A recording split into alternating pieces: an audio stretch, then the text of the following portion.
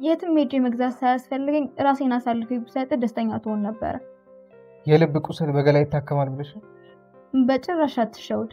እሾህን በሾህ ነው። እሺ። ኧረ በስመ አብ ደግሞ ቀስ ብለህ አትጠጣም እንዴ?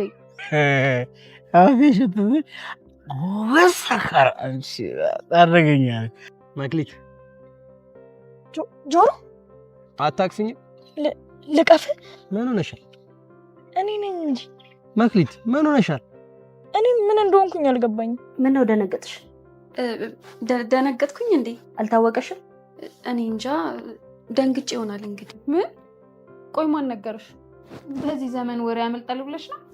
መቼም ከሶሻል ሚዲያ መረጃውን አገኘሁት አትይኝ። በይወዝራ ማለት እኮ ሶሻል ሚዲያ ነው።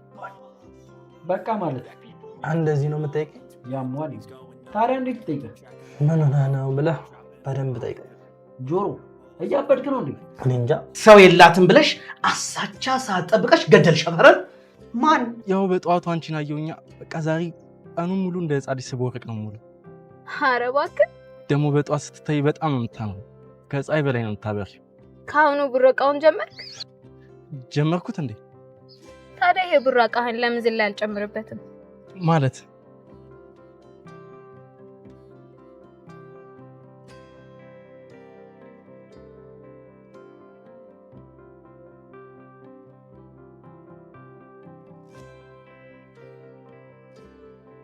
የወይዘሮ ባዩሽ ባለቤት ምን አይነት ምች የሆነ ሰውዬ ነው ጋይስ! እንዴ በተለይ ደግሞ ከሰላምዬ ጋር ያደረገው ጭዌ በቃ የመጨረሻ ነው የተመቸችኝ። እኔ ከምላችሁ በላይ ተመችቶኛል። ኤላ ከች ሊል ነው። ኤላ ወሎዬ ከቻሳ ወደ አዲስ አበባ። ሀናን የሚያፈቅሯት በዙ በዚህ በኩል ሊመጣ ነው። የመጀመሪያው አፍቃሪዋ፣ ሁለተኛው አለ ሀሴር፣ ሶስተኛው አለ ደግሞ በስልቆ መችው ክራር መችው ማን ነው የምትሉት? እዝራ። ሁሉም እንግዲህ በአንድ ላይ ሊሰበሰብ ነው።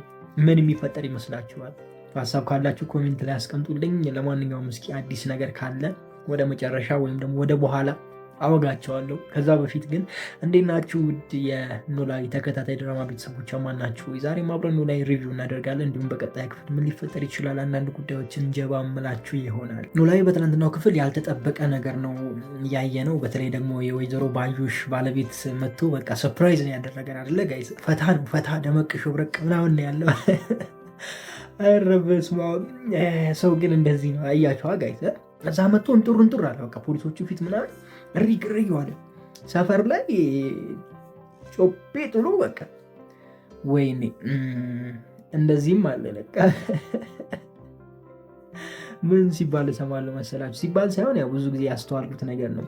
ለቅሶ ላይ የሚገኝ ሁሉ ሰው ሀዘንተኛ አይደለም፣ ግማሹ ደስተኛ ነው ጋይስ። ስለሞተ እሰይ የሚል ነው እዛ የሚገኘውና ያንን ነገር እንዳይ ነው ያደረገኝ። እና ለቅሶ ላይ ብዙ ሰው ሲያለቅስ በቃ ምርር ብሎ ምናምን እንትን ሲሉ ታያላችሁ። ነገር ግን የውሸት ለቅሶ ነው። አብዛኛው ሰው በሆዱ እየሳቀ ነው። እሰይ እንኳን ሄደ ተገላገል ነው እፎይ ነው የሚለውና እሳቸውም እንደዛ በመሆናቸው እኔ ገርሞኛል። ነገር ግን ባለቤታቸው አይደለች እንዴት ነው እንደዚህ ጋይስ? ኧረ በስመ አብ ይከብዳል።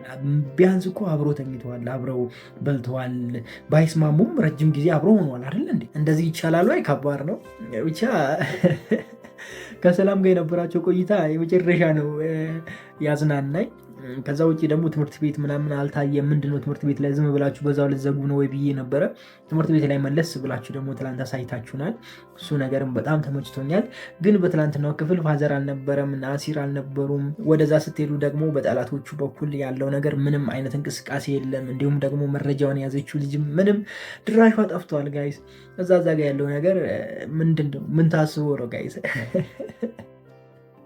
ኖላዊ ተከታታይ ድራማ አሁንም ወደፊት ሊሄድ ነው ይመስለኛል። ወደፊት አሁንም እየተራዘመ ይመስለኛል። ምክንያቱም በአሁን ሰዓት አዲስ ድራማ ከመጀመር ይልቅ የታወቀውን ድራማ ወደፊት ይዞ መሄድ የተሻለ ነው ብዬ አስባለሁ።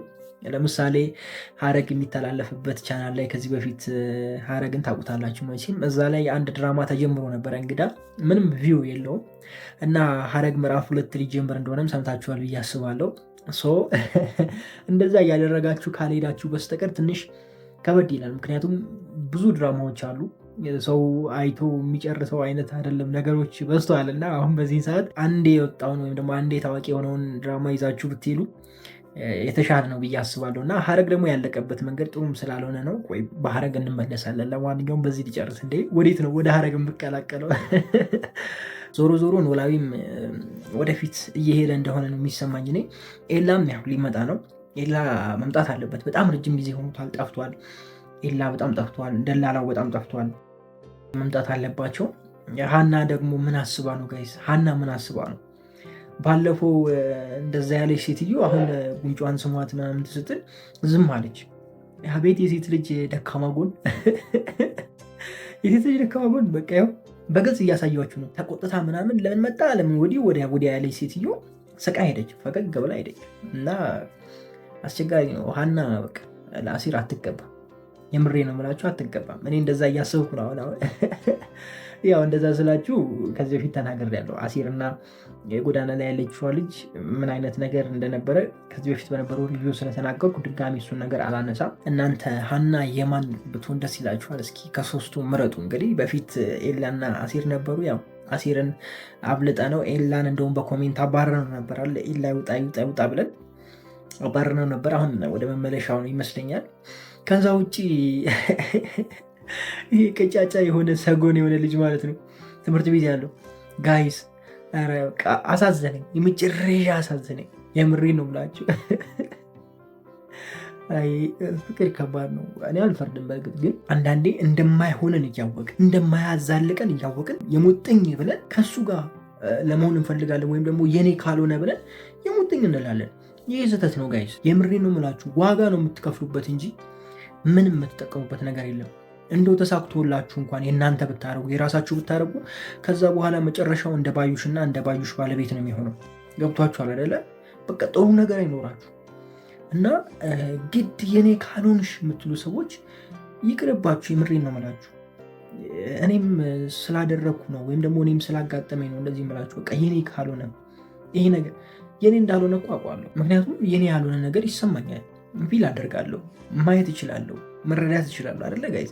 ያንን እየተረዳሁኝ ስሜቴን ወይም ደግሞ እውነታውን አፍኜ ትክክል ያልሆነውን ነገር ለመቀበል እንሮጣለን። እኛ የሰው ልጆች ስንባል እንደዛ ነን። እውነታውን ድፍን አድርገን በቃ ይሄ የሚቀየር ይመስላል።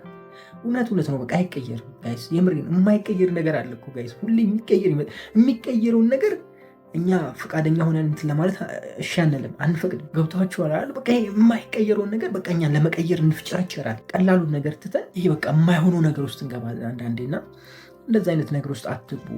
አሁን እዛ ጋር ጽዮንን ያፈቀራት ልጅ እኔ በጣም ነው ያሳዘነኝ። እውነት ለመናገር አያፍቅራት አይደለም፣ በቃ ያፈቀራት አይደለም፣ እንደማይሆን ያውቀዋል እኮ ልቡ ያውቀዋል። ይህን የሚያደርገው እኮ ለሱ ብሎ ሳይሆን ለእሷ ብሎ ነው። እሷና እዝራ እንዲስማሙ ብሎ ነው ይህን እያደረገ ያለው እየተላላከ ያለው። እንደሱ ማድረጉ ለሱ ምንም ጥቅም እንደሌለው ያውቀዋል። ግን ያው እሷን ለማግኘትና እሷን ለማውራት በዛ ሁኔታ ውስጥ ትወደኛለች ብሎ በማሰብ ነው ይህንን እያደረገ ያለው። የእናንተ ያልሆነ ነገር ላይ ባትደክሙ፣ በቃ ቢቀርባችሁ። የምሬን ነው የምላችሁ። በቃ መተው በቃ የእናንተ የሆነው አላ ስትተው ነው እኮ ሌላ የሚመጣው። ስትተው ነው የእናንተ ነገር የሚመጣው። ያው በትናንትናው ክፍል ፈታ ያደረጉን የባዩሽ ባለቤት ናቸው። አለመተው አምኖ አለመቀበል መስዋዕትነት ያስከፍላል። ጊዜያችሁን ያጠፋባችኋል። ወጣትነታችሁን ታጡበታላችሁ። ብዙ ነገሮች ትገባላችሁ። ምናልባት ሱስ ውስጥ የተለያዩ ነገሮች ውስጥ ልትገቡ ትችላላችሁና መተውን የመሰለ ነገር የለም ባይነኝ። በዚሁ አጋጣሚ ያው በትናንትናው ክፍል ፈታ ያደረጉን የባዩሽ ባለቤት ናቸው። እሱም እንደዛ የሆነበት የሆነ ምክንያት ይኖረዋል ብዬ ነው ማስበው። ብቻ ደስ ይል ነበር የትናንትናው ክፍል። በባዩሽ በኩል ያለው ነገር መምጣቱ በጣም አሪፍ ነው ብዬ አስባለሁ። እንግዲህ በቀጣይ ክፍል ያው ሰኞ ነው የምንገናኘው። ሰኞ ላይ ጥሩ ነገር እናያለን። በተለይ ደግሞ በመረጃው በኩል በእርግብ በኩል በተቃራኒ ቡድን በኩል ያለውን ነገር የምናይ ይሆናል። እንዲሁም ደግሞ የአሲርን ጉዳይ የምናይ ይሆናል። ኤላም ወደ አዲስ አበባ ከወሎ ይመለሳል እና እንደነዚህ አይነት ነገሮችን በቀጣይ ክፍሎች ውስጥ የምናይ ይሆናል። ጥሩ ነገር እናያለን ብዬ አስባለሁ። አቶ ኖላዊም ጠፍተዋል ምናምን፣ ብቻ ትንሽ የጎደለ ነገር አለ፣ ብዙ የጎደለ ነገር አለ። የባዩሽ ባለቤት መምጣቱ ነው እንጂ የባዩሽ ባለቤት ባይመጣ ድራማው እንዳልተሰራ ነበር የምናስበው አይደለ? በነገራችን ላይ ደግሞ ሰላምዬን በጣም አድንቄያታለሁ። ገንዘብን ስለሚወድ በቃ እሱን ሄዳ ለማወጣጣት ምናምን ያደረገችው ነገር በቃ በስመ አብ። ሰላም አትቻል። ሰላም ከባድ ነች። ከባድ ሚዛን እኔ ሰላም በጣም እያበሳጨኝ ያለው ነገር ምን ነው ታውቃላችሁ? ከንፈር መሳም ብርቅ ነው እንዴ የምትለው ነገር ተይ፣ ረፊ እንጂ ረፊ ሰላምዬ ተይ እንዴ። አዎ ብርቅ ነው እንዴ። ዝም ብዬ ያስነካው መዘዙስ ይዞ የሚመጣውስ ነገር ጋይዝ እንዴ የምሬን እኮ ነው ይዞ የሚመጣው ነገር ጠብቆን ነው እንጂ እኮ ስንት ነገር አለ አይደል ጋይዝ። እና እንደዚህ ስላችሁ ደግሞ ያው ይጠብቀኛል ብላችሁ ሂዱ በርቱ እያልኳችሁ አይደለሁም። ክብራችሁን መጠበቅ ወሳኝነት አለው። በተለይ ደግሞ ለሴት ልጅ ክብሯን ካጣች ብዙ ነገር እንደጎደላት ማሰብ መቻል አለባት። የምሬ ነው ብላችሁ አሁን በዚህን ጊዜ አንድ ወንድ ልጅን ምን አይነት ሴት ማግባት ትፈልጋለህ ብላችሁ ብትጠይቁ አጠገባችሁ ያለውን አካባቢያችሁ ላይ ያለውን ሰው ጠይቁ። እስኪ ወንድማችሁንም ቢሆን ጠይቁ። ምን አይነት ሴት ማግባት ትፈልጋለህ ብላችሁ ብትጠይቁ ክብሯን የጠበቀች ምንም ወንድም አታውቅ፣ ጨዋ፣ የማትዘል፣ የማትጠጣ፣ በእምነቷ ጠንካራ። ገብቷችኋል? እንደዚህ አይነት ምርጫ ነው ሰው የሚያነሳላችሁ። የምትንዘላዘለዋ፣ የምትጨፍረዋ፣ እርቃኗን የምትሄዷ ምናምን አይነት ነገሮች ከሆነ ወፍ ማንም ይፈልግ ነገር የለም። ለጊዜያዊ ነገር ልትፈለጊ ትችያለሽ። ሊመስልሽ ይችላል እኮ ፏ ብለሽ ስትወጪ የሆነ ተገላልጣችሁ ምናምን ስትወጡ ምናምን በቃ የሆነ እንትን ስታደርጉ ምናምን የሆነ ለየት ያለ እንትን ስትሆኑ በቃ ተፈላጊ ነኝ ብላችሁ ሊሰማችሁ ይችላል። ሰው ይፈልገኛል ምናምን ትችላላችሁ። አዎ ብዙ ሰው ይፈልጋችኋል እንደዛ ስትሆኑ፣ ምክንያቱም ተራ ስለሆናችሁ። ተራ ሆናችሁ ማለት ደግሞ ለሁሉም ሰው ተፈላጊ ናችሁ። ግን ለዘላለም ሳይሆን ወይም ደግሞ ለህይወት ሳይሆን ለጥሩ ነገር ሳይሆን ለጊዜያዊ ለአንድ ቀን ሜቢ ለወር ሜቢ ለ6 ወር ምናምን እንደዚህ ሊፈልጓችሁ ይችላሉ። ከዛ ውጭ ከእነሱ ጋር መቼም አትዘለቁም። እውነቱን ነው የምነግራችሁ። ምክንያቱም ይህን ነገር በብዙ ስላየሁት ነው እንደዚህ የምላችሁና ራሳችሁን መጠበቅ በጣም መልካም ነገር ነው ብዬ አስባለሁ። እኔ የሀናን እንትን እደግፋለሁ። በቃ ራሷን ክብሯን መጠበቋ ምናምን በጣም እደግፈዋለሁ። ሴቶች ብቻ ሳትሆኑ ወንዶችም ይህን ነገር ማድረግ አለባችሁ ብዬ አስባለሁ። ነገር ግን ለሴቶች በጣም ወሳኝ ነው። እንደዚህ ስል ወንዶች እንደፈለጋችሁ እበዱ እያልኩኝ አይደለሁም። ለሴት ልጅ ደግሞ በጣም ወሳኝ የሆነ ጉዳይ ክብሯ ነው። የማትደራደርበትም ጉዳይ ክብሯ ነው ብዬ አስባለሁ። ብዙ ጊዜ ሴቶች ከዛ ህይወት በኋላ ጥሩ ህይወት እንደማይኖሩ የታወቀ ነው። ማለት አንዴ ክብሯን እንትን ካለ በኋላ ወይም ደግሞ ከፍቅረኛዋ ጋር ከመጀመሪያ ፍቅረኛዋ ጋር በቃ ባጭሩ ከተጣላች በኋላ ህይወቷ ጥሩ አይሆንም። ገብቷችኋል አይደላችሁ? የፈለኩት ነገር እያንዳንዱ እንቅስቃሴዋ የመጀመሪያዋን ፍቅረኛዋን ነው የሚያስታውሰው። ይህንን ነገር እምላችሁ የምሬን ነው እምላችሁ፣ እመኑኝም አትመኑኝም እኔ ስላየሁት ነው እንደዚህ እምላችሁና እያንዳንዱ እንቅስቃሴዋ የሚያስታውሰው እሱን ነው። ገብቷችኋል? ምንም ብታደርግላት ምንም ብትሆንላት የመጀመሪያ ፍቅረኛዋን ነው የምታስታውሰው። ሴት ልጅ እንደዛ ነች። ወንድ ልጅ አንዴ ከተወና ከተረሳ ወይም ደግሞ ልቡ ቆረጠለት ነው፣ ወደኋላ አይመለስም ወንድ ልጅ።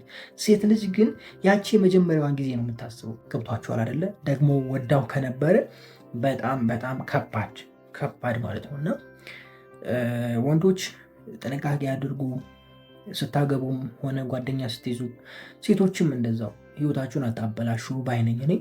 ለማንኛውም ዛሬ ነበረን ቆይታ ይህንን ይመስላል።